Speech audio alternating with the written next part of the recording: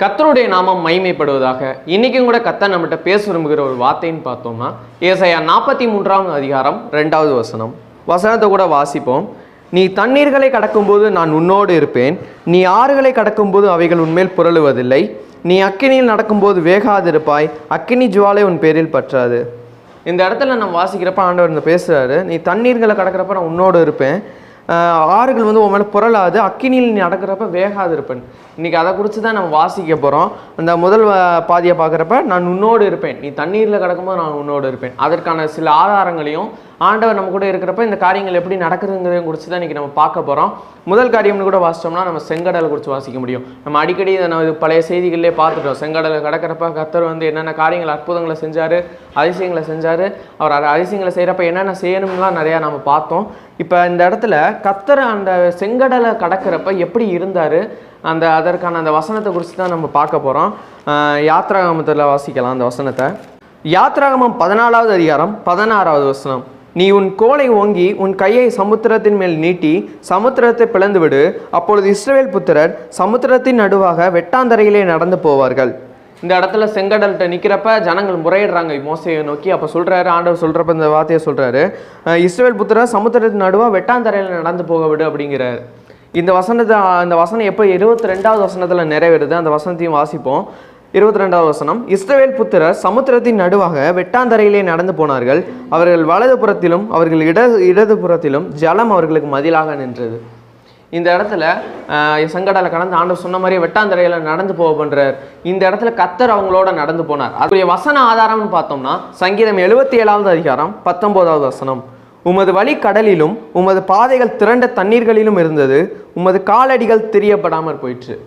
இந்த இடத்துல அவருடைய வழி கடல்லையும் தண்ணீர்லையும் இருக்குது, ஆனால் உங்களோட காலடி தடம் தெரியப்படாமல் போயிட்டு. அதோட அடுத்த வசனத்தை வாசம்னா மோசே ஆரோன் என்பவரின் கையால் உமது ஜனங்களை ஒரு ஆட்டு மந்தையை போல வழி நடத்தினீர். அந்த இடத்துலயே சொல்கிறாரு, சங்கீதத்தில் நம்ம வாசிக்க முடியுது. அப்போ கர்த்தர் அவங்க செங்கடல் நடக்கிறப்ப அவங்க தனியாக நடந்து போகல, அவர் அவங்களோட நடந்து போனார். அதனால தான் அந்த வெட்டாந்தரையில் நடந்து போக முடிஞ்சு. கடல் உங்களுக்கு 2 புறத்திலும் மதிலாக நின்றுச்சு. அதனால் கர்த்தர் நம்மளோட இருக்கிறப்ப இந்த தண்ணீரை அவங்க கடந்து போனாங்க. அப்போ அடுத்த காரியம்னு பார்த்தோம்னா 2வது காரியம். இந்த காரியம் நம்ம எல்லாருக்கும் காமனாக தெரியும். சாத்ராக் மேஷாக் ஆபேத்நேகோ இந்த எரியிற தீ சூளையில் போடுவாங்க. அதாவது அந்த நேபுகாத்நேச்சார் உண்டு பண்ண அந்த விக்கிரக சிலையை பணிந்து கொள்ளலைன்னா நீங்கள் அக்னி சூளையில் போடப்படுவீங்கன்னு சொல்லி ஆர்டர் பண்ணுறாங்க. ஆனால் அவங்க தேவனுக்காக வைராக்கியமாக சொல்கிறாங்க, அவர் காப்பாற்றினாலும் சரி அவர் காப்பாற்றலைனாலும் இந்த விக்கிரக சிலையை நாங்கள் வணங்க மாட்டோம், ஏன்னா கர்த்தரோட கட்டளை இது அப்படின்னு சொல்லிட்டு அவங்க ரொம்ப வைராக்கியமாக இருக்காங்க. ஆனால் ஆண்டவர் அந்த இடத்துல எல்லாரும் வியக்கும்படியாக அந்த இடத்துல ஆண்டவர் அவங்க சாத்ராக் மேஷாக் ஆபேத்நேகோ காப்பாற்றுறாரு. அந்த வசனத்தை வாசிப்போம். அந்த வசனங்களை குறித்து வாசித்தோம்னா தானியேல் 3வது அதிகாரத்தில் 20வது வசனத்தை வாசிப்போம். சாத்ராக் மேஷாக் ஆபேத்நேகோ என்பவர்களை எரிகிற அக்னி சூளையில் போடுவதற்கு அவர்களை கட்டும்படி தன் இராணுவத்தின் பலசாலிகளாகிய புருஷர் கட்டளையிட்டான். அப்பொழுது அவர்கள் தங்கள் சால்வைகளோடும் நிசார்களோடும் பாதைகளோடும் மற்ற வஸ்திரங்களும் கட்டப்பட்டு எரிகிற அக்னி சூளையின் நடுவிலே போடப்பட்டார்கள். ராஜா சொன்ன மாதிரி அக்னி சூளையில் தூக்கி போட்டுட்டாங்க.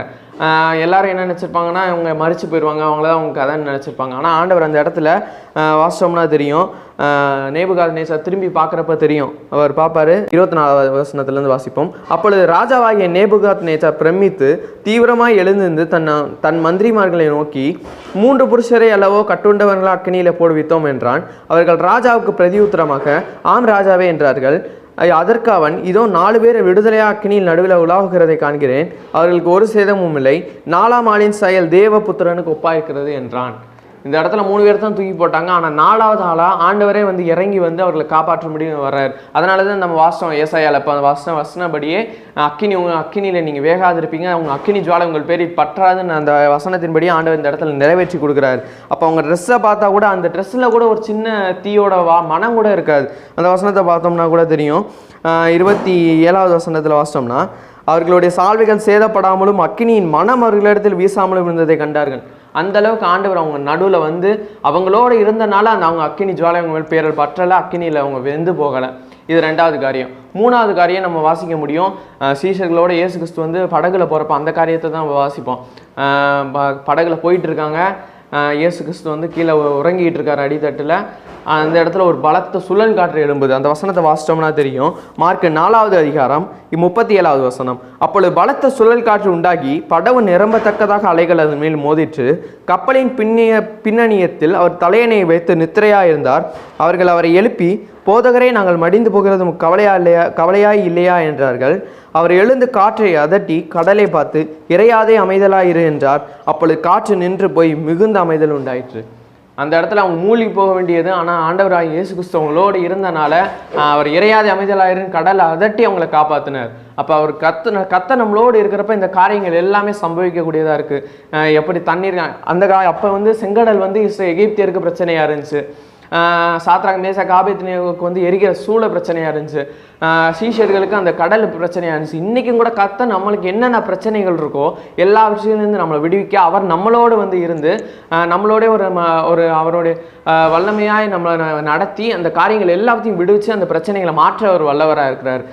அதனால தான் இந்த வசனம் இப்படி இருக்கிறது. ஏசாயா 54வது அதிகாரம் 10வது வசனத்தில் வாசிக்கிறப்ப, மலைகள் விலகினாலும் பர்வதங்கள் நிலை பெயர்ந்தாலும் என் கிருபை உன்னை விட்டு விலகாமலும் என் சமாதானத்தின் உடன்படிக்கை உன்னை விட்டு நிலை பெறாமலும் இருக்கும்னு அந்த இடத்துல நம்ம வாசிக்கிறோம். அதனால தான் கர்த்தருடைய அவருடைய கிருபையும் நம்ம கூட இருக்கிறனால எவ்வளோ பிரச்சனைகள் வந்தாலும் அதை நம்ம சேதப்படுத்தாது. எப்படி அக்கினி அவங்களை சேதப்படுத்தலையோ அதே போல் எந்த பிரச்சனையும் நம்மளை சேதப்படுத்தாதபடிக்கு கர்த்தர் நம்மளோடு இருக்கிறார். இப்போதும் உங்களுக்காக ப்ரேயர் பண்ணுறேன். அப்பா தகப்பனே, நம்ம ஸ்தோத்தரிக்கிறோம், நமக்கு நன்றி செலுத்துகிறோம். இதை பார்த்து கொண்டிருக்கிற ஒவ்வொருவருடைய வாழ்க்கையிலையும் ஆண்டவரே அப்பா, நீயே அவங்களோடு இருந்து என்னென்ன பிரச்சனைகள் இருக்கும் எல்லாவற்றையும் நீங்களாக்கி ரசிக்க முடியாது நாங்கள் ஜெபிக்கிறோம். ஆண்டவரே அப்பா, நமக்கு நன்றி செலுத்துகிறோம். நீரே பலத்த கேடகமாக இருக்கும்படியாக நாங்கள் ஜெபிக்கிறோம். ஆண்டவரே எல்லா விரோதமாக உறக்கப்படும் ஆயுதங்களும் முறிக்கப்பட்டு போகட்டும். நீரே அப்பா ஒரு மதிலாக இருந்து பாதுகாத்துக் கொள்ளுங்க. உங்கள் ரத்த கொட்டைகளை மறைங்க ரத்த வெளியிடுங்க. இயேசு கிறிஸ்துவின் இனிய நாமத்தில் நாங்கள் ஜெபிக்கிறோம் நல்ல பிதாவே, ஆமென். God bless you.